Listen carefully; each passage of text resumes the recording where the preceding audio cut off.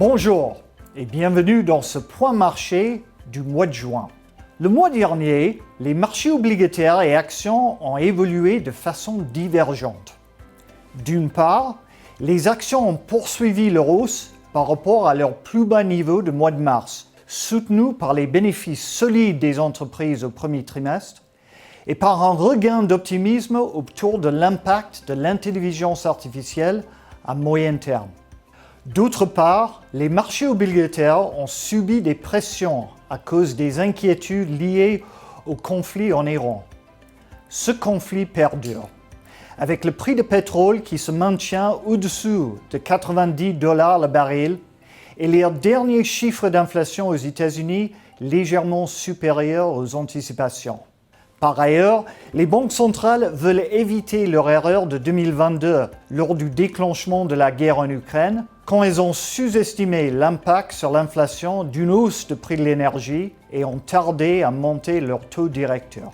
Le contraste entre ces deux marchés peut déstabiliser les investisseurs.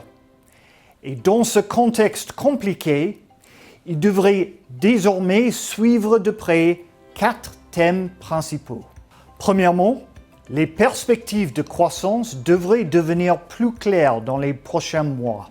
Notre scénario de base reste celui d'un ralentissement et non d'une récession, mais cela dépend de la réouverture progressive du détroit d'Ormuz. Dans le cas contraire, les risques de récession pourraient fortement augmenter. Deuxièmement, les banques centrales adoptent une attitude plus prudente du fait du maintien des prix élevés de l'énergie qui augmente les risques d'inflation. La trajectoire des taux directeurs n'est donc plus orientée à la baisse. Selon nous, la Banque centrale européenne pourrait monter son taux directeur cette année, tandis que la Réserve fédérale américaine pourrait attendre l'année prochaine avant de réduire à nouveau son taux. Troisièmement, il faut surveiller l'impact de l'évolution de la politique des banques centrales sur les marchés obligataires. En effet, la poursuite de l'augmentation des pressions inflationnistes pourrait continuer à peser sur le marché obligataire. En outre, les dépenses militaires et les subventions des États liées au conflit avec l'Iran risquent d'augmenter encore les déficits fiscaux des États et leurs émissions obligataires.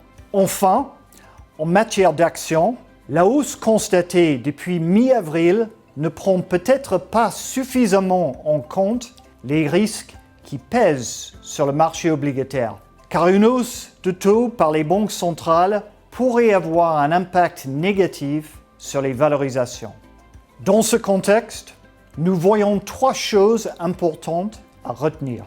D'abord, la diversification au sein des portefeuilles reste plus que jamais clé, compte tenu des évolutions opposées entre les marchés obligataires et les actions.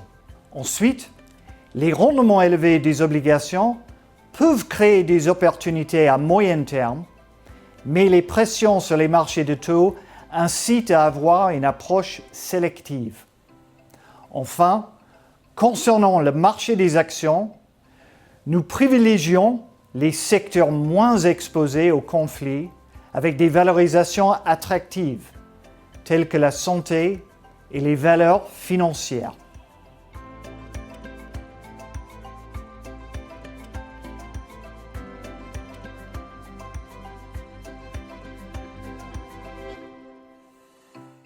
Merci pour votre attention et rendez-vous le mois prochain pour un nouveau point marché.